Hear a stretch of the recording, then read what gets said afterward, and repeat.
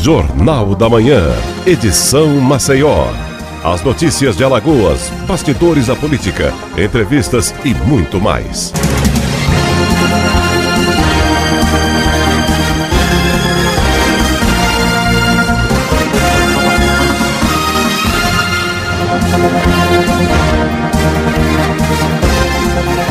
Olá, estamos começando mais um Jornal da Manhã nesta segunda-feira, dia 6 de novembro de 2023, são 7 horas e 1 minuto e estaremos juntos até as 8 horas da manhã. Eu estou aqui com minhas queridas Nicole Melo, Natália Barros, Mailson Franklin nas ruas de Maceió, com Geraldo Salgueiro, nosso Cláudio Stone aqui na técnica. Bom dia, Nicole, bom dia, Natália, sejam muito bem-vindas ao Jornal da Manhã. Bom dia, João Mouzinho, bom dia, querido ouvinte, primeira semana de novembro, pós-feriadão, um fim de semana super ensolarado, uma delícia de capital. Bom dia, Nicole Melo, como é que você tá hoje? Como é que foi o seu feriadão? O seu fim de semana, na verdade, né? Bom dia, Natália Barros, bom dia, João Mouzinho, bom dia você, querido ouvinte, que está amanhecendo aqui com a gente, começando o seu dia na Jovem Pan. Natália, foi tranquilo, né, esse final de semana, muito sol na capital alagoana, coisa boa. Sol até demais, Natália, chega pra ser mal tão quente que estava. Fez final calor. De semana, bebeu muita Fez água, calor. né, João Mouzinho? Rapaz, o final de semana foi bacana, né, inclusive pro mundo futebolístico, pra quem gosta de futebol. Aí teve a final da Libertadores da América, o Fluminense vencendo aí o Boca Juniors, a equipe argentina, por 2-1 na prorrogação. É um jogo extremamente emocionante, né? Quem gosta de futebol, foi muito bacana. Eu vi muita gente de outros times, Nicole e Natália, torcerem para o Fluminense, né? E como a vida, ela reflete o esporte, né? Essa questão dessa polarização danada, né? Onde a gente vê muita briga, muita birra, muitas vezes por causa de nada, principalmente no mundo, né, nas esferas políticas. Isso se reflete também no esporte. Eu vi muita gente torcendo para o Fluminense, que representava ali o Brasil naquela disputa internacional contra o Boca Juniors. Foi tão bacana ver várias torcidas, né, apoiando o Fluminense. Agora teve outras pessoas que não torceram, né? O clubismo falou mais alto, mas eu acho muito bacana essa confraternização do esporte, quando essa barreira é quebrada, né? Quando os povos se unem, quando as torcidas se unem, é tão bacana essa atmosfera, né? Essa coisa de união, né? Que a gente precisa tanto nesse mundo agora que estamos vivendo. A gente vê guerras aí na Europa, no mundo árabe, aí é na Ucrânia, na Rússia, na África, é também agora Israel, Palestina. Pelo amor de Deus, é tanta guerra, é tanto conflito, já não basta esses conflitos mundo afora, né? Vamos utilizar o esporte, né? Essa coisa, esse momento lúdico. Escape, né, João Mouzinho? Esse momento eu lúdico, que não né, sou Natália? ligada a futebol, assim, meu filho é viciado em futebol, mas eu fico ali só acompanhando. Eu confesso que sou meio um pouco vascaína ali, sabe? Mas eu tenho um pouco de vergonha, porque a fase do Vasco não tá muito legal. Mas eu chorei com a vitória do Fluminense, me emocionei, assisti o finalzinho do jogo e parecia que era o meu time do coração, veja Natália só. é muito sensível, Eu que coisa muito, fofa. futebol suscita essas emoções. Realmente, é bom. futebol é paixão, não é, João Mouzinho? Tá no sangue, desde pequenininho, os pais já colocam a camisa do clube nos seus filhos, a pessoa leva esse amor, essa paixão, essa torcida pro resto da vida, e é muito positivo ver aí o Fluminense conquistando uma taça tão importante, e que ela venha para o Brasil sempre, independente, Natália, do clube que esteja competindo aí essa final. E o João Mouzinho também tá feliz, né? O Flamengo do João Mouzinho ganhou ontem, né? E porque assim, o futebol, ele é o pano de fundo, né, de muitas histórias. Por exemplo, esse rapaz, o John Kennedy, que fez o gol da vitória, era um rapaz que estava deixado, né, de lado no Fluminense, estava no ostracismo do futebol. Enfim, era uma pessoa que estava em total descrédito. Aí veio o Fernando Diniz comandar o time, disse que ele ia ser colocado no elenco, resgatou esse rapaz, ou seja, um jovem, né, 21 anos de idade, que ali muito jovem começa a ganhar dinheiro, a ter fãs, e na verdade, né, muitas vezes essas pessoas têm uma vida muito humilde, são pessoas que vivem à margem da sociedade muitas vezes, não sabem lidar ali com fama, com dinheiro, são mal orientados muitas vezes, e aí chega um técnico, resgata o John Kennedy, não só como atleta, mas como cidadão, como pessoa. Que bom, né, que a gente tivesse um olhar humano para todas as pessoas da nossa sociedade, ou seja, é uma história de vida, é uma história de superação, não por causa dessa partida, não por causa desse gol, mas como uma pessoa pode modificar, né, o caminhar, o trilhar, né, de um cidadão a partir de um conselho, dá oportunidades, né? E você viu que saiu um vídeo dele, resgataram um vídeo dele de 2022, numa entrevista coletiva, falando sobre isso, sobre a importância da oportunidade, que a sociedade não perca mais, que outros Johns Kennedys continuem a aparecer no esporte e na sociedade em geral, né, João? Foi muito bonita a fala dele. É isso aí, é o negro periférico, favelado, aquele que muitas vezes, né, é visto como bandido, né, e faz aquele gol do título. É tão bacana na nossa sociedade a gente ver uma pessoa vencer através do esporte, através da educação, através do trabalho, porque são os heróis do dia a dia. Você que está me escutando agora, que está dirigindo seu Uber, está dirigindo seu táxi, está se encaminhando para a sua repartição, você é o herói do dia a dia, é você que faz essa nação crescer, que faz esse estado crescer, que faz esse município crescer. São esses heróis do dia a dia. Você que deixou seu filho pequeno agora em casa, que está indo para o trabalho, é dessas histórias, são desses heróis que a vida, né, deveria ter mais sentido para todos nós e deixar dessa birra aí, porque futebol é alegria, e viva o futebol bem jogado, e parabéns ao Fluminense e a todos que tiveram essa grandiosidade no coração e torceram aí pro tricolor das Laranjeiras lá do Rio de Janeiro. E já que estamos parabenizando o João Mouzinho, vamos parabenizar também os atletas que foram até o Pan-Americano lá de Santiago e conquistaram 205 medalhas, Natália. Foi a melhor participação do Brasil em todos os Pans da história. Muito. Nicole. Ficamos, João, em segundo lugar no quadro de medalhas do Pan-Americano lá de Santiago. Então também é uma vitória, e claro, né, o domínio total da ginástica rítmica, que contribuiu bastante para as 205 medalhas, João. É isso aí, coisa boa. E falando em coisa boa, Nicole e Natália, a Associação Comercial aqui do Estado de Alagoas, através do presidente Kennedy Calheiros, vai estar lançando no dia de amanhã o Natal premiado, né? Aquela questão dos lojistas, muito bacana, aquela questão de você exigir a nota fiscal para você estar concorrendo às premiações do Natal premiado. E parabéns à Associação Comercial por mais essa iniciativa e todos que fazem a associação, toda a equipe da Associação Comercial, em nome do jornalista Alexandre Henrique Lino. Vamos para as nossas principais manchetes do dia de hoje agora, Nicole e Natália.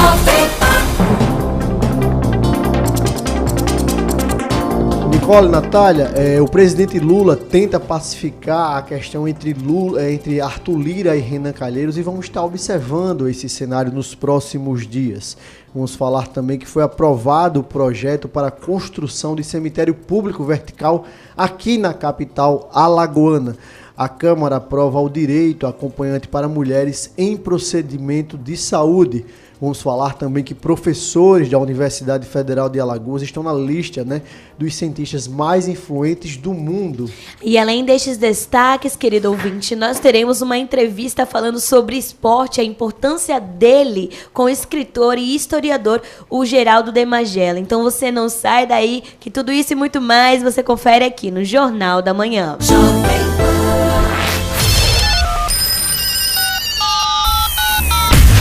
E ouvinte, você pode enviar a sua mensagem aqui para o WhatsApp do Jornal da Manhã. Mande para a nossa produção a sua sugestão, seu reclame, dúvidas ou também perguntas para o nosso entrevistado de hoje. O número é o 991821742. Repete aí, Natália, por favor. É o 991821742, João. É isso aí. E a gente vai agora dar uma palavrinha com o Maílson Franklin, direto das ruas de Maceió. Maílson, onde você se encontra neste exato momento? Bom dia, meu amigo João Mouzinho, bom dia Natália Barros, bom dia Nicole Melo, bom dia Claudio Stone, bom dia aos ouvintes do programa Jornal da Manhã. Parabéns aos torcedores do Fluminense, parabéns aos torcedores do Flamengo, mas o meu Corinthians perdeu de 1-0 para o Bragantino. É aquele negócio, futebol é isso, tem uns alegres, tem outros chorando. Foi minha vez de chorar porque o o Corinthians perdeu, né, do Bragantino pela 32ª rodada da Série A do Campeonato Brasileiro. Mas é assim, futebol é isso, mas o futebol foi Brasil, né? O Fluminense jogou, eu acompanhei o jogo, que jogaço, mas estava torcendo para o Fluminense porque eu sou Brasil, sou brasileiro e tenho que torcer pelo país. Olha, meu amigo João Mouzinho e ouvintes, sexta-feira aconteceu uma reunião na Aliança Comercial a respeito do incêndio, né, que acabou lá com a loja do Magazine Luiza, né, do Magazine Luiza. O que é que acontece? Vários órgãos foram convidados a participar dessa reunião. Corpo de Bombeiros, BRK, que é responsável pelos hidrantes, e a Prefeitura de Maceió, porque a Prefeitura de Maceió é responsável pela organização do centro, né, pela reornamentação do centro, pela reforma. Houve uma reforma recentemente, né, no centro de Maceió, só que faltou o órgão competente da Prefeitura de Maceió nessa reunião, onde foram discutidos vários fatores, vários assuntos foram debatidos nessa reunião que aconteceu no auditório da Aliança Comercial no centro de Maceió. Eu conversei com a Andréa Geraldo, que é presidente da Aliança Comercial, e ela vai falar agora para a gente, para os ouvintes do programa Jornal da Manhã aqui na Jovem Pan, sobre essa reunião importantíssima a respeito, né, para que não aconteça mais incêndio no centro de Maceió. Vamos acompanhar. Olha, eu estou falando diretamente do auditório da Aliança Comercial aqui no centro de Maceió. Houve uma reunião com vários órgãos que foram convocados pela Aliança Comercial a respeito do incêndio que aconteceu semana passada na loja do Magazine Luiza.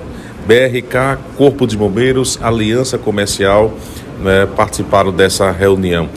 Eu vou conversar com a Andréa Geraldo, que é presidente da Aliança Comercial. A Prefeitura de Maceió foi chamada também e não enviou nenhum representante.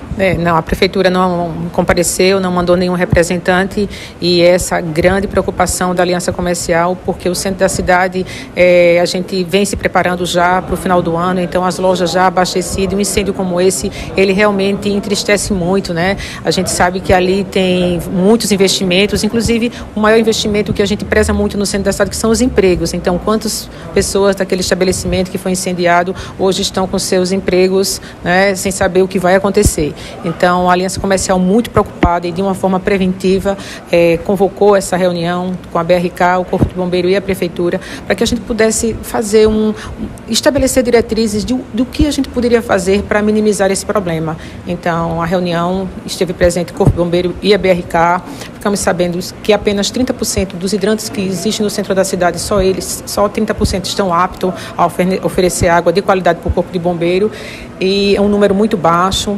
e também vamos continuar permanentemente com reunião. Esse grupo de trabalho é para isso. Recebemos também, né, a informação, o Corpo de Bombeiro à disposição do que a gente venha fazer. Está previsto para daqui a mais ou menos 15 dias a gente fazer uma convocação com os comerciantes para que o Corpo de Bombeiro também ele possa passar instruções de como armazenar seus produtos, uma forma preventiva, para que venha realmente minimizar o problema que a gente teve nessa semana passada. André, o que foi mais discutido nessa reunião? O que foi mais discutido é realmente a quantidade de hidrantes, porque o centro da cidade de Maceió, a última requalificação, a última reforma que teve foram há 2 décadas. E a gente sabe que houve, né, uma ampliação muito grande, a quantidade de pessoas utilizando a água, o crescimento da cidade em 20 anos, e a gente percebe que existe a mesma quantidade de hidrantes. Então, assim, o que a gente pede, nosso maior pleito é que a gente amplie essa rede de hidrante, mas amplie com qualidade, para que a gente possa, no momento de uma necessidade, a gente realmente tenha um serviço de qualidade para a população. Percebi que algumas coisas, né, foram discutidas aqui, que são coisas que pertencem à Prefeitura, né, de Maceió, e ela acabou não enviando ninguém aqui para essa reunião, né? Exatamente. A questão própria da acessibilidade, né? Então, assim, falando pontualmente, porque na realidade dessa reunião não foi só apenas tratando do incêndio que aconteceu na semana passada, mas no olhar para frente, um olhar para o futuro. Então, a gente sabe hoje que... Uma prevenção. Uma forma preventiva. Hoje a gente tem dificuldades de acesso de entrada ao calçadão. A gente hoje vê um calçadão completamente desordenado. Então, um incidente como esse no horário de pico, como é que o corpo do caminhão do Corpo de Bombeiros chegaria até o próprio estabelecimento? Então, assim, esse olhar, né, para frente. Então, o que a gente percebeu de mais grave é isso, e era fundamental a presença da Prefeitura aqui para que pudesse também estar junto com a gente nesse processo realmente de melhoria e de prestação de serviço para a sociedade. Vai ter outra reunião? Sim, teremos uma próxima reunião daqui a 30 dias para ser apresentado o que foi construído daqui até lá. E a gente acredita que esses 30% do hidrante é isso que a gente vai pedir, a gente vai cobrar, tanto para a Prefeitura e para a BRK, que a gente aumente o número de hidrante disponível com água aqui no centro da cidade. Ok, presidente, muito obrigado. Conversei com a Andréa Geraldo, que é presidente da Aliança Comercial aqui no centro de Maceió. Do centro, para a Rádio Jovem Pan, Maílson Franklin. Olha, João, eu tinha falado, inclusive, semana passada, sobre esse incêndio, né, que aconteceu lá no centro de Maceió, e eu falei aqui que o centro só possui um hidrante. O levantamento que foi feito pelo Corpo de Bombeiros, o Corpo de Bombeiros emitiu um laudo técnico, claro, que é feito pelos militares, informando que o centro de Maceió, ele precisa, no mínimo, de 9 hidrantes. Isso é responsabilidade da BRK, né, colocar esses hidrantes. E, infelizmente, só há um hidrante no centro de Maceió, no calçadão, que ficava por trás ali. Esse hidrante, ele fica por trás ali, próximo ao cartório, no edifício Breda. Pronto, fica ali no edifício Breda. Então, eu lá no incêndio falava que os caminhões chegavam lá para abastecer, colocava a mangueira, saía e depois voltava, né, para combater o incêndio. Então foi feito esse levantamento. Esse laudo técnico já tinha sido enviado para a Prefeitura de Maceió para colocar mais hidrantes no centro de Maceió. E isso não aconteceu e, infelizmente, o centro só possui um hidrante. Essa reunião foi convocada, né, pela Aliança Comercial para debater isso, outras coisas, mas o órgão competente, né, a BRK estava lá, mas a Prefeitura de Maceió não estava presente. Outra reunião foi convocada daqui a 30 dias. Vamos aguardar se a Prefeitura vai enviar algum representante. Estou trabalhando ao lado do Geraldo Salgueiro, eu volto já, João. Obrigado, Maílson, trazendo as informações precisas das ruas de Maceió. E esse caso é um caso que chama muita atenção, que o Maílson Franklin trouxe, porque o centro de Maceió precisa de uma estrutura realmente ali em relação àqueles constantes, né? Infelizmente, né? Durante muitos anos ali, vários incêndios aconteceram no centro de Maceió, principalmente devido à questão da falta de estrutura dos prédios antigos daquela região, de fiações, né? Muitas vezes que não acontece a fiscalização. E a gente espera que daqui a esses 30 dias, né, a Prefeitura de Maceió, junto com os demais órgãos competentes, possam se manifestar, porque felizmente até agora são apenas os danos materiais, quando o pior poderia ter acontecido. E Nicole e Natália, mandar um abraço aqui para toda a equipe da L1 Reparos que está nos ouvindo agora nesse momento, o nosso diretor executivo Luizinho, o nosso gerente o Cláudio e o nosso amigo Bonfim, toda a equipe aí da L1 Reparos ouvindo o Jornal da Manhã, mandando um abraço aí para todos nós, sempre na atividade. E dando sequência a Nicole Melo, a Natália Barros, falar aqui das nossas manchetes do dia de hoje, né? Falar da questão do Lula, do presidente Lula, né? Que tenta pacificar a questão, né? Entre as principais lideranças aqui do estado de Alagoas, o senador Renan Calheiros, também o presidente da Câmara Federal, o Arthur Lira. Como é que anda, Nicole Melo, Natália Barros, esses bastidores aí dessas disputas internas políticas aqui no estado de Alagoas? João, realmente, embora o governo Lula ali esteja atuando fortemente para apaziguar a rivalidade entre os dois, o presidente da Câmara, o Arthur Lira, e o senador Renan Calheiros já se preparam, João, para uma série de embates que vão vir pela frente na conquista de prefeituras no ano que vem em Alagoas. Alguns interlocutores setores de ambos os lados avaliam que o clima, após a intervenção do Palácio do Planalto, melhorou bastante, João. Mas é que a tendência é que eles voltem a se acirrar à medida que as eleições se aproximem. Um dos fatos, né, que mostrou aí essa aproximação, essa tranquilidade, foi a participação do presidente da Câmara na entrega do novo PAC aqui em Alagoas, dividindo o palanque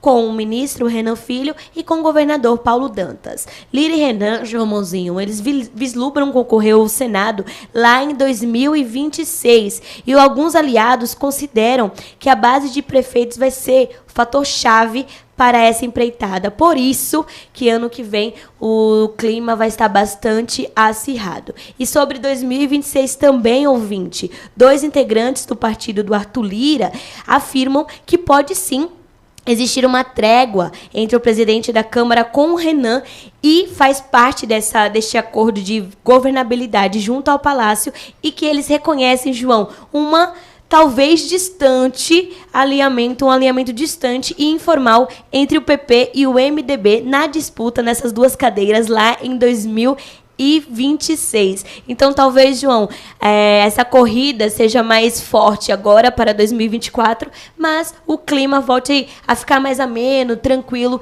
em 2026 e quem sabe, trégua aconteça, um alinhamento informal entre os 2 partidos.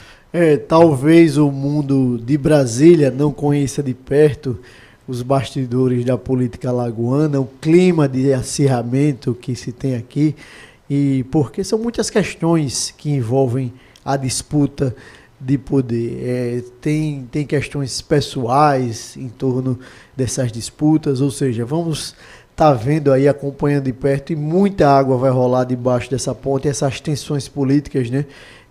Principalmente o presidente Lula tenta ali controlar essas lideranças, essas forças aí de situação, ou seja, é um palanque muito sólido, né? Essa questão dessa convergência de partidos, mas internamente, dentro dos estados, existem, né, muitos acirramentos. Haja vista, por exemplo, a questão no estado do Ceará. A gente vê a questão lá da família Cid, né? Quando os irmãos estão aí se degladiando, a questão do PDT internamente, quando a gente vê que o Cid quer o apoio do PT, da sua base, já o irmão, o Ciro, quer rachar de vez com o Partido dos Trabalhadores dentro do estado do Ceará. Uma debandada aí do PDT pode acontecer dentro do estado do Ceará, ou seja, há muitas disputas internas para além dessa questão de Brasília, para a questão desses alinhamentos. Claro que o presidente da República vai tentar manter tudo de forma mais controlada ali possível, se é possível controlar esses espectros políticos, né, essas lideranças nacionais, principalmente nas suas regiões, nos seus redutos eleitorais, e a gente sabe que não é nada fácil, né, contemporizar com essa turma que realmente faz política 24 horas. E lembrando que o poder do presidente da Câmara vai acabar daqui a pouco, né? Ele vai sair da presidência, precisa colocar uma pessoa também com um nome forte que consiga fazer esse jogo, já que ele é um dos nomes mais atuantes politicamente do Brasil. Então, muita água vai rolar. E o presidente Lula, que é os 2 aliados dele, né, juntinho, lado a lado, para que ele consiga governar em paz, João. E mais uma vez a gente volta a essa questão do protagonismo alagoano na política nacional, né, lá em Brasília. Então, de um lado a gente tem o presidente da Câmara com muita influência no governo Lula, do outro a gente tem o senador Renan Calheiros, que também tem um histórico, né, de muita influência também com o presidente Lula. Então, existe aí... Eu espero que esse perfil apaziguador e conciliador mesmo do presidente, ele consiga equilibrar esses pratos da política. E que o resultado seja benefícios não só para o Brasil, mas claro, né, olhando aqui para dentro, para Alagoas, João. Vamos acompanhar, vamos estar verificando essas questões, mas pelo cenário, pelo termômetro da coisa, a gente que vive, né, que respira o dia a dia, anda bem difícil. Eu acho que isso é mais uma questão de Brasília, é quase uma questão utópica aí do presidente Lula, mas vamos seguindo por aqui. Mailson Franklin, vamos dar uma palavrinha agora com o Mailson Franklin, direto das ruas de Maceió, saber onde ele se encontra agora, nesse exato momento, trazendo as informações precisas direto das ruas. Mailson, onde você se encontra agora? Estou aqui no Marco dos Corais, João Mouzinho, na Ponta Verde. Você é ciclista, João? Mailson, eu confesso a você que eu gosto bastante de pedalar, de speed, mas devido ao horário aqui do programa, dei uma pausazinha, mas eu costumo pedalar de mountain bike aos sábados, aos domingos aqui na orla de Maceió. João sai de madrugada, Mailson, pra dar uma pedalada, sabia? Esse daí tem vontade, força de João, vontade, disposição. Natália. Admiro, 4 horas da João, sua manhã. disposição. Mas olha, é o horário bom para você fazer atividade física. Eu era corredor, eu acordava às 4h30 da manhã, 5 horas da manhã, que é o melhor horário do atleta, principalmente quem faz corrida para praticar a sua corrida aqui na orla de Maceió. Você sabe por que eu estou perguntando isso, João? Fala, Mailson. Se você faz ciclismo, se você pedala. Se você pedala aqui pela orla, você sabe que há uma pista aqui de ciclovia, né? Da Sim. faixa vermelha exclusiva para os ciclistas. Exatamente, Eu estou aqui Mailson. em frente ao Inclusive, Marco dos Mailson, Corais. essa faixa, essa ciclovia, né? Ela não se dá apenas naquela parte de concreto na orla de Maceió, mas ela é medida, né, pela faixa vermelha que segue por toda a orla. Ou seja, muitas vezes não há uma estrutura de fato de faixa de ciclismo, mas sim apenas a marcação no chão com essa faixa vermelha que segue por toda a extensão da orla. Verdade. Eu estou aqui no estacionamento, né, do Marco dos Corais, aqui por trás, né, da Oplit. E eu vim mostrar aqui, João, que a prefeitura instalou a árvore de Natal em cima da faixa da ciclovia, na faixa vermelha, rapaz. Ou seja, o ciclista agora tem que sair quando chega aqui no final da Ponta Verde, próximo aqui à barraca, a banca de revista, e tem que pegar o calçadão porque a árvore de Natal foi montada em cima da ciclovia. Tinha outro espaço, não tinha tanto espaço aqui, rapaz, para montar, João. Mas Peraí, na frente estou vendo Mailson, que tem outro espaço. Peraí, deixa eu ver se eu tô né? Tem outro aqui que tem compreendendo. outro espaço. Peraí, deixa eu ver se eu estou compreendendo, Mailson. Essa árvore vai ficar no espaço da ciclovia, dessa faixa aí, da ciclovia, exatamente aí, ali perto do Marcos dos Corais, é isso? Já está, vai ficar não, já está, porque já começaram a montar. Ela foi montada em cima da faixa. Olha, tá vindo um ciclista agora aqui, tá passando, né, saiu da faixa, porque a árvore acabou montando. Tudo bom, meu irmão? Passou aí em cima da faixa, né? Foi embora ali, quis parar não, mas ele já disse aqui, você tem que fazer o desvio. Ela já foi montada, João, em cima da faixa aqui da ciclovia, entendeu? Então o ciclista que vem no sentido Pajuçara, Ponta Verde, quando chega aqui no estacionamento do Marco dos Corais, ele tem que sair da faixa, pegar o calçamento aqui, o estacionamento, e depois voltar, né, para a faixa vermelha. A área foi isolada aqui, né? Agora, por que eu estou falando isso? Porque tem um espaço aqui mais na frente, por trás dessa banca, né, de revista aqui na entrada do Marco dos Corais, que há um espaço que poderia montar essa árvore lá, entendeu? Até mesmo aqui atrás poderia montar também, mas montou em cima da ciclovia. Ô, Mailson, Obriga ao ciclista que vem fazendo a sua... Mailson, vou falar uma questão bem prática. Vou falar uma questão bem prática. Quando você vem ali por trás da banca de revista, descendo com a bicicleta, geralmente você está numa velocidade maior e ali você vai ter que desviar da árvore de Natal. Ou seja, pode sim causar um acidente. Ou seja, passa pedestres por ali também. Ou seja, falta sensibilidade, pelo amor de Deus. Quem montou essa árvore de Natal pode chegar agora, tá nos ouvindo agora, e modificar o local dessa árvore de Natal. A gente está falando isso em tom de alerta. Ou seja, passa aí milhares de pessoas, passa milhares de bicicletas todos os dias aí nessa localidade. E repito, Mailson, quando você passa aí dessa parte da banca de revistas aí, em frente ao antigo Alagoinha ali, ao Marcos dos Corais, a bicicleta ganha uma determinada velocidade e você vai se deparar com o quê? Com a árvore de Natal. Vai terminar tendo um acidente aí, a gente vai estar noticiando. Porque falta sensibilidade da gestão dessas pessoas que constroem, que colocam a árvore no meio de uma ciclovia. Pelo amor de Deus, é algo realmente inaceitável. porque não existe, a faixa vermelha está bem clara, ele está bem exposta. Eu passei aí durante o final de semana e não acreditei que estava sendo montada a árvore nessa localidade. Ela já está aproximadamente uns 10 metros já de altura. Agora, tinha espaço para montar a árvore em outro local, entendeu? O que é que acontece? Você vai ver confusão aqui, João, é quando for à noite.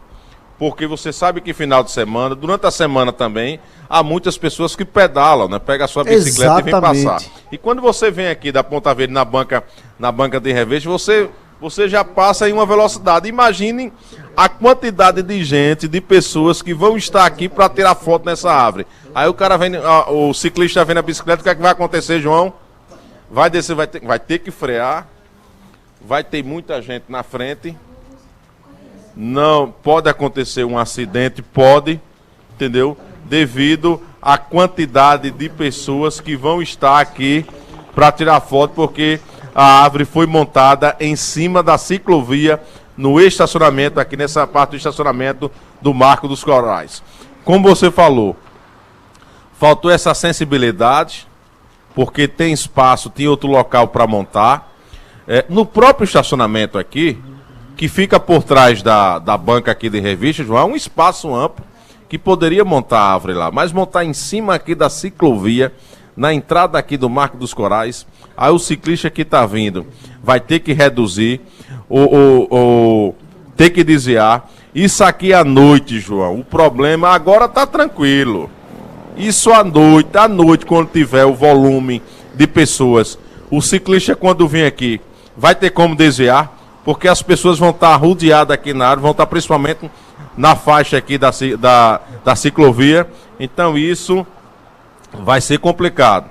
A reportagem da Rádio Jovem Pan está aqui para alertar, explicar isso, para mostrar que a árvore foi montada em cima da ciclovia e os ciclistas vão ser prejudicados nesse trecho aqui do estacionamento do Marco dos Corais, João.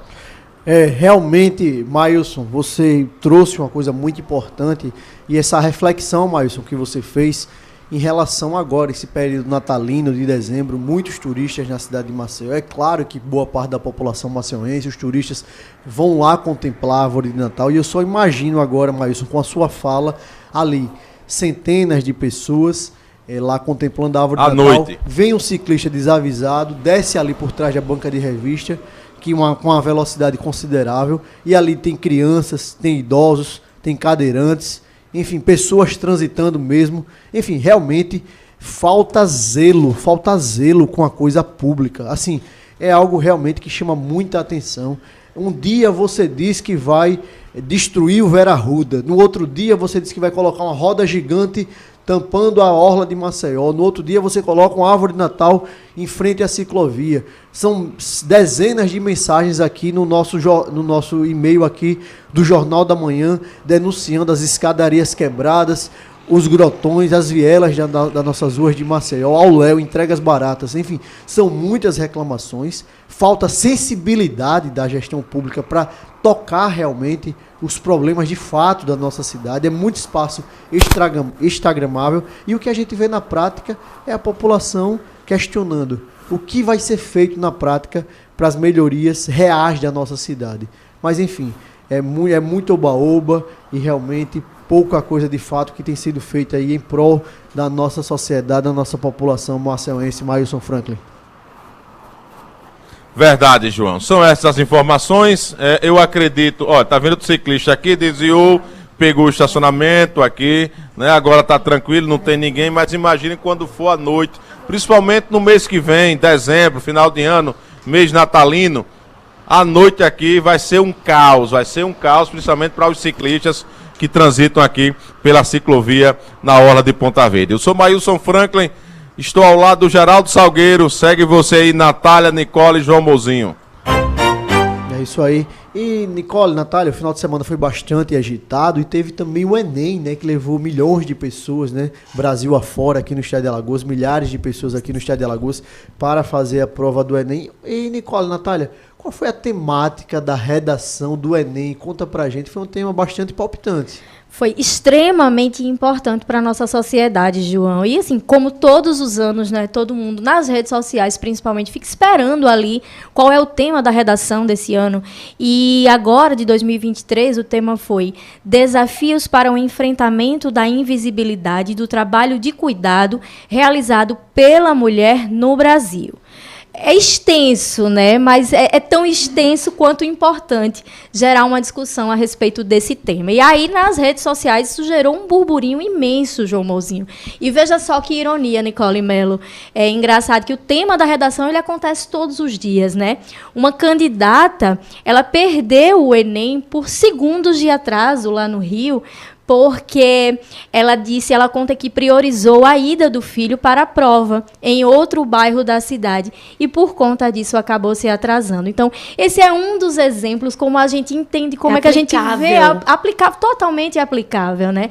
Isso, sobretudo, com relação às mulheres negras, né, que são a base aí dessa pirâmide aqui da nossa sociedade. Lembrando, João, que esse tema, ele não diz respeito somente aos serviços domésticos, o cuidado doméstico em si. Ele tem muito mais relação com essa naturalização do cuidado sempre realizado pelas mulheres.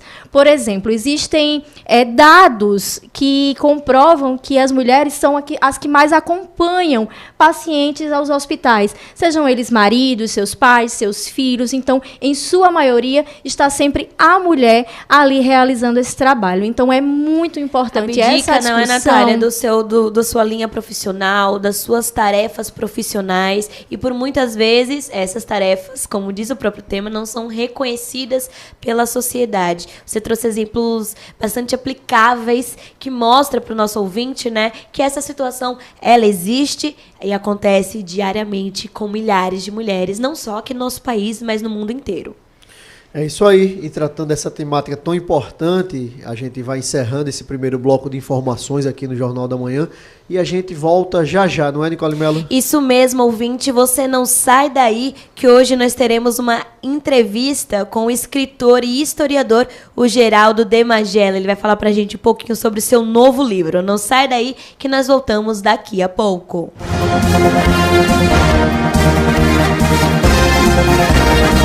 Você está ouvindo Jornal da Manhã, edição Maceió.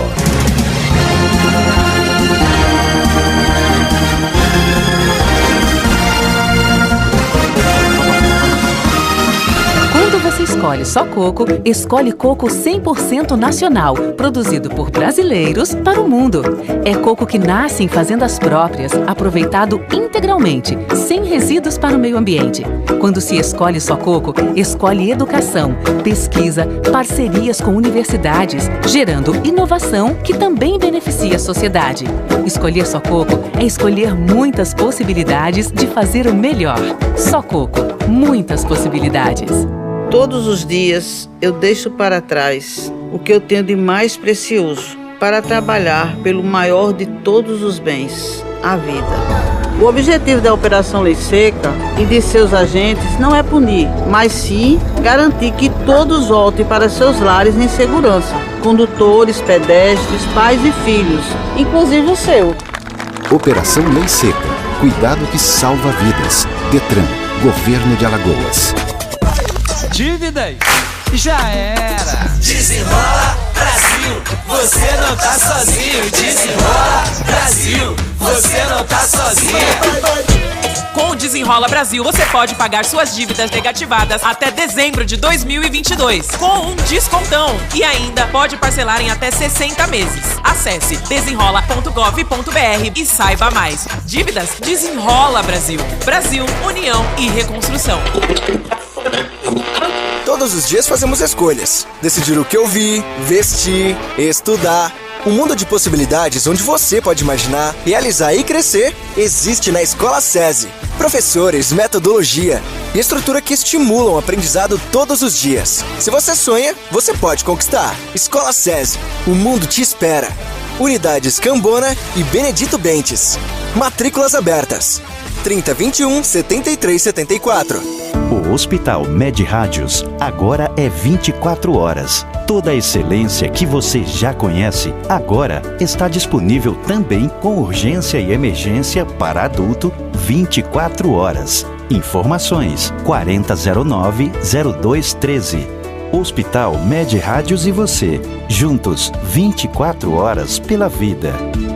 Se você quer conquistar o mercado de trabalho ou ampliar seu conhecimento profissional, as unidades Senai no Benedito Bentes, no Poço e em Arapiraca têm sempre os melhores cursos profissionalizantes. Com didática focada na experiência prática e professores altamente capacitados, o Senai é a oportunidade que você tanto procura. Ligue 3223-2200 ou acesse al.senai.br e faça já sua matrícula. Senai, a oportunidade que vai mudar a sua vida.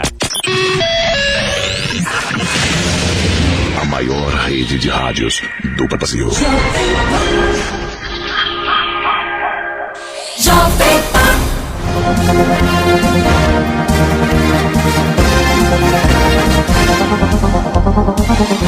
Estamos de volta aqui com o nosso segundo bloco de informações sobre a nossa capital, nosso estado, nosso país. E a gente vai estar entrevistando no dia de hoje, né, o historiador, o escritor Geraldo de Magela, que vai falar sobre a sua nova publicação, que é um pouquinho da história do voleibol alagoano. Geraldo, seja muito bem-vindo aqui ao Jornal da Manhã. Mozinho, eu agradeço o convite e me sinto muito bem entre vocês aqui. E espero que os ouvintes também se sintam bem com a nossa fala, né? Geraldo, é sempre bom falar sobre literatura e quando a gente pode unir literatura e esporte, eu acho que o bate-papo fica ainda melhor. E aí o primeiro questionamento é: por que tratar sobre voleibol, falar sobre voleibol alagoano? Conta pra gente como surgiu essa história desse projeto, desse novo livro. Essa história é até inusitada, né? Porque eu nunca fui jogador de voleibol. Para não dizer que eu peguei em bola de voleibol, foi ainda muito jovem, lá em Anadia, numa quadra que tinha no ginásio, uma quadra de areia, e a gente batia uma pelada lá, tá? Mas nada excepcional. Na verdade, eu completava os 6, né? Porque se fosse com 5 também não faria diferença. Sem a minha presença. E aí eu encontrei com o Tutinha e ele começou a falar Tutinha é o Flávio Dória, né? O economista Flávio Dória. Ele começou a falar da ideia de fazer um registro e tal, e fomos amadurecendo aquela ideia. Depois terminou num outro momento, numa reunião com o Flávio, o Sérgio Dória, irmão dele, que também jogou voleibol, aliás, jogou muito voleibol, o Geraldo Lessa e o Eduardo Araújo, o Sheba. E evoluiu realmente para fazer uma pesquisa e escrever um livro sobre voleibol, né? Mas na minha cabeça seria um livro assim, para iniciantes, né? Mas quando eu entrevistei o Toroca, aí abriu um cenário impressionante pela memória do Toroca, né? Saudoso Toroca, que foi presidente da Confederação Brasileira de Voleibol. E não é impossível falar de voleibol em Alagoas sem falar do Toroca, né? Sobre o Toroca, né? A participação dele. E quando ele, na primeira entrevista, foram uma hora e meia mais ou menos, a quantidade de informações que ele passou, não, agora... Aí comecei a tirar do papel aquela entrevista e vi que ali tinha um caminho imenso para se pesquisar. O que é que jogou contra a gente? O bloqueio. Quem subiu para o bloqueio foi a pandemia. Aí com a pandemia o arquivo público fechado, a biblioteca fechada, a biblioteca estadual fechada, o Instituto Histórico fechado, de aberto só estava a internet. Então eu comecei a pesquisar através da internet na Biblioteca Nacional, na hemeroteca, no setor de jornais e revistas da Biblioteca Nacional. E aí eu fui descobrindo coisas que eu não podia nem imaginar. E quando eu ligava para o Toroca, eu falava: Toroca, você conheceu Rosinha Teixeira Bastos? Sim, claro. É aqui da Barra de São Miguel e tal.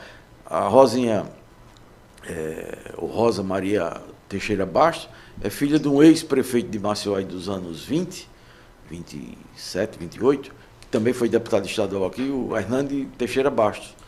E ela jogou no Flamengo durante décadas, mais de 14, 15 anos no Flamengo, e é a primeira alagoana a conquistar a medalha de ouro nos Jogos Pan-Americanos, nos Jogos Sul-Americanos primeiro, em 1951, pela seleção brasileira, e em 59, pelos Jogos Pan-Americanos.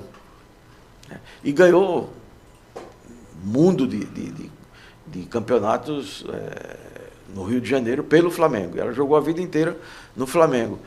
E, em seguida, o Tutinha falou da tia dele que jogou voleibol e tal. Eu encontrei bastante informações, alguma coisa que ele me passou, mas nos jornais do Rio de Janeiro, sobre Iracema Uchoa, que jogou e foi campeã pelo Botafogo.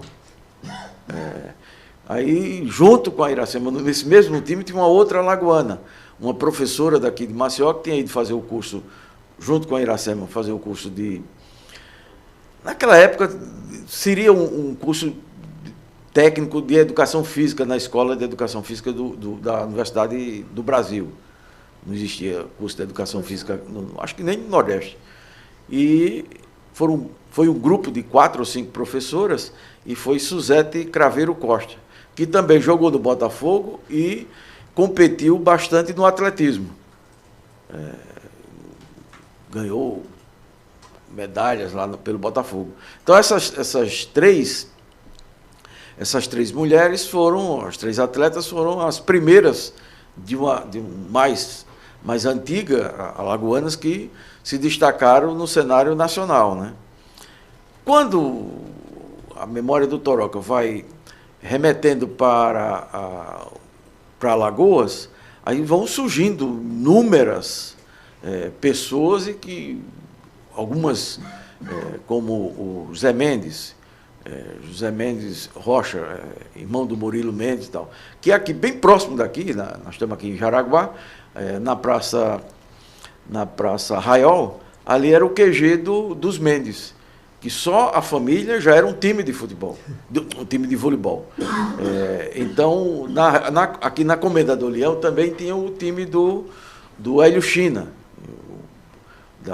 o Hélio Vasconcelos, que é o fundador dos hotéis, né? O Hotel Ponta Verde, o Hotel Maceió Mar Hotel, etc. Então, o Hélio e o Álvaro Vasconcelos, eles tinham um time aqui na antiga Estrada do Poço, que é a Comendador Leão, né? Então, no próprio bairro do Poço, tinha um outro time chamado Bonfim, que era a família Gato, os irmãos Gato, Isma Gato, Ives Gato, Ivaldo Gato. Eles tinham um time que era um timaço. Todos esses times de bairros eram os principais times de Maceió, de voleibol de Maceió, né? Isso nos anos 40, nos anos 50 e nos anos 60. Os times de clube era a Fênix, que surge com o voleibol em 1954. Em 55, 7 de setembro de 55, a Fênix inaugura o ginásio.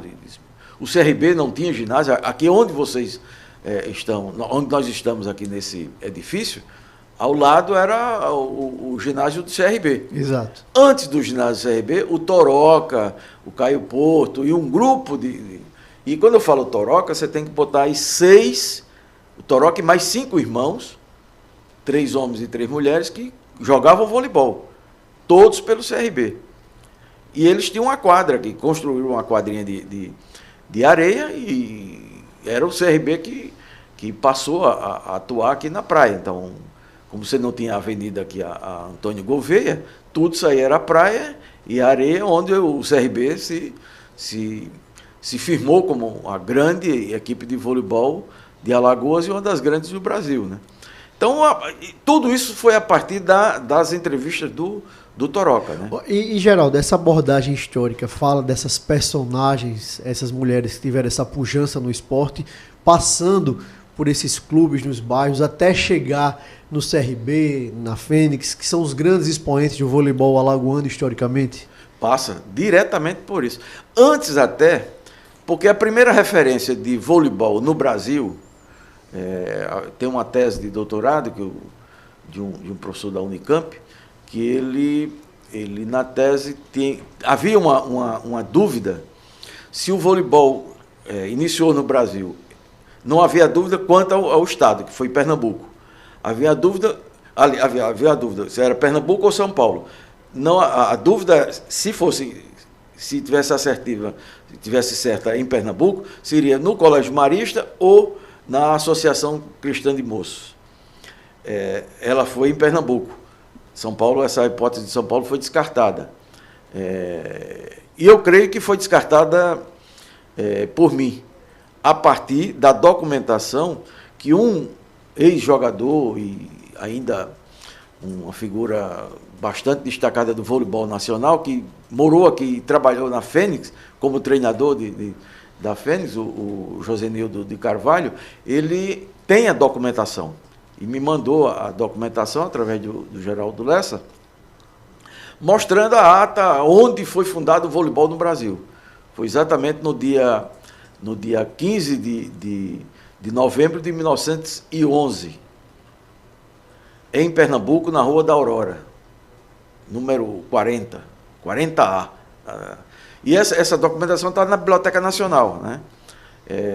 Então, essa é a documentação definitiva, tanto é que o centenário da chegada do voleibol no Brasil foi comemorado e tem uma placa lá na Rua da Aurora, no Recife, comemorativa ao centenário da entrada do voleibol no Brasil. Ô, Geraldo, por estarmos tão perto, Alagoas e Pernambuco, esse teria sido uma das motivações para a gente sofrer tamanha influência dessa questão do voleibol aqui, ou não tem uma correlação específica? Eu acho que não tem, não. Porque aí o que é que acontece?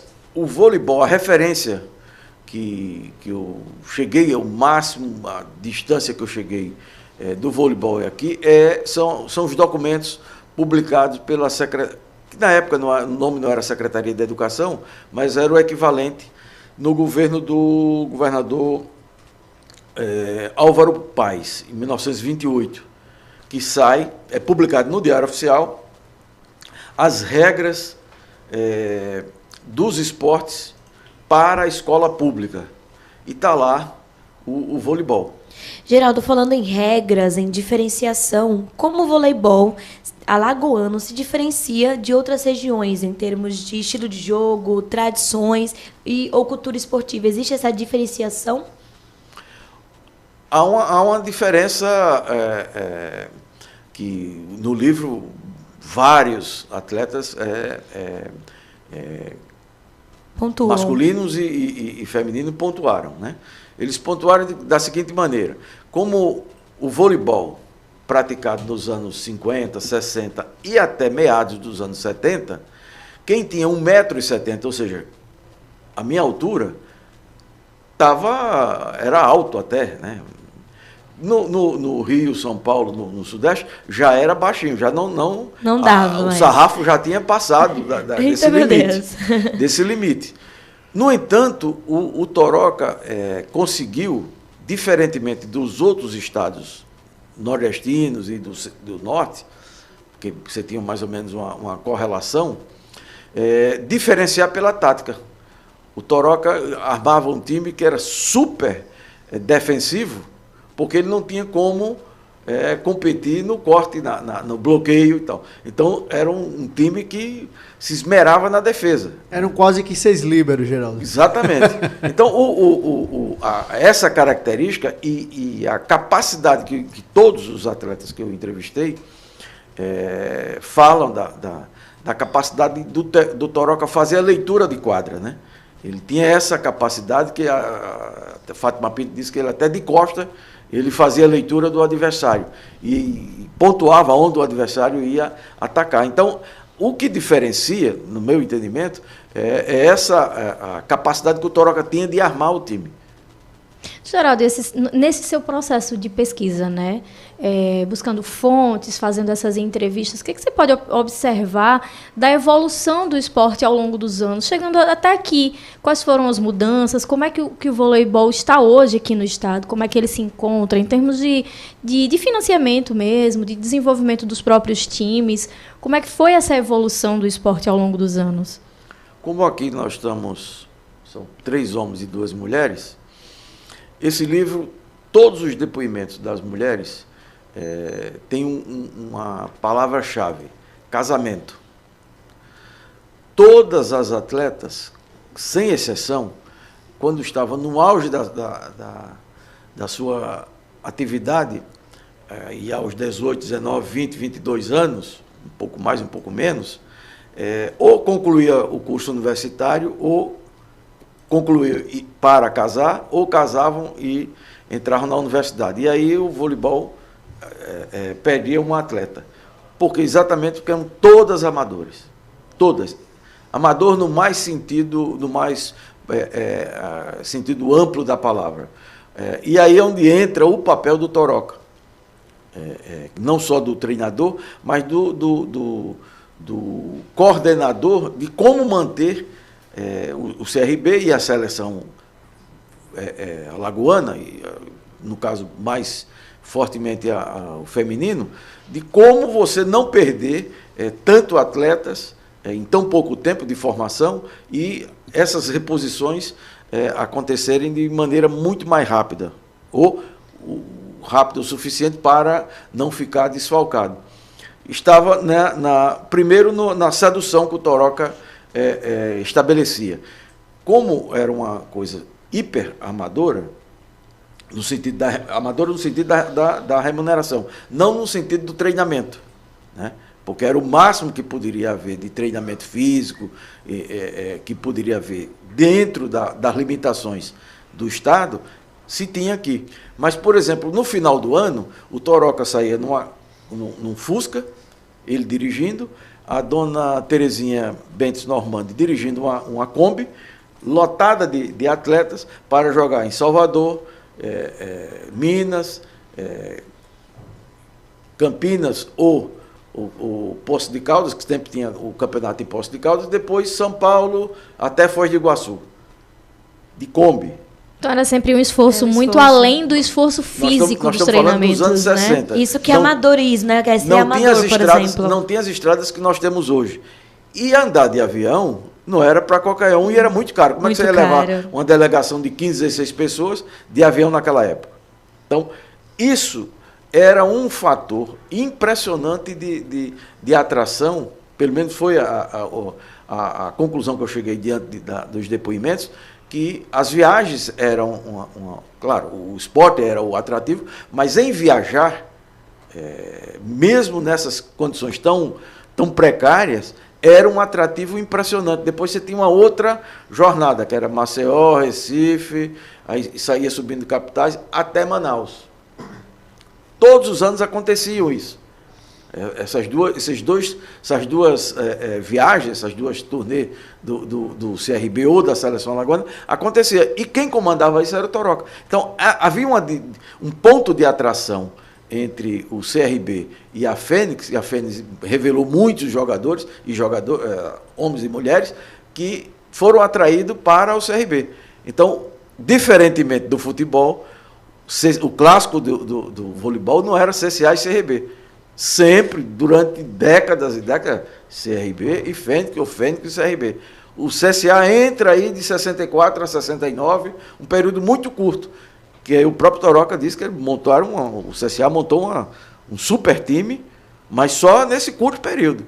Daí em diante continuou o voleibol do CSA, mas nada de tanta relevância, né? De relevância para competir com esses dois, né?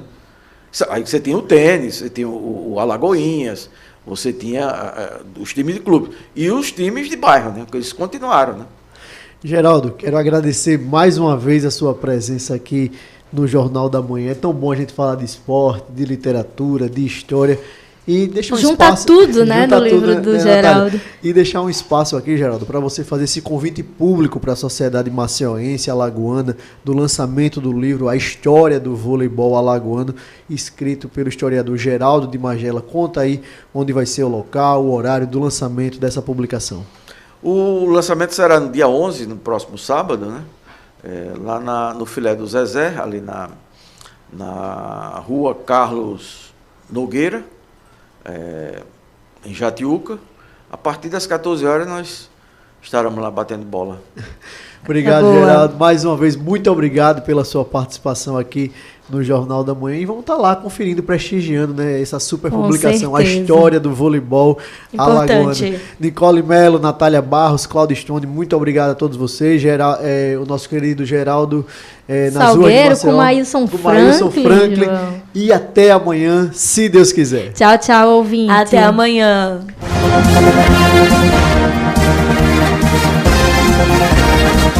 Você ouviu Jornal da Manhã, edição Maceió.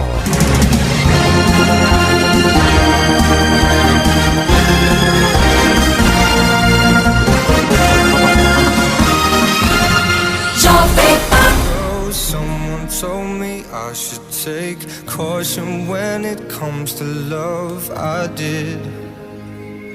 And you were strong and I was not. My illusion, my mistake. I was careless, I forgot I did. And now, when all is done, there is nothing to say. You have gone and so effortlessly. You have won, you can go ahead, tell them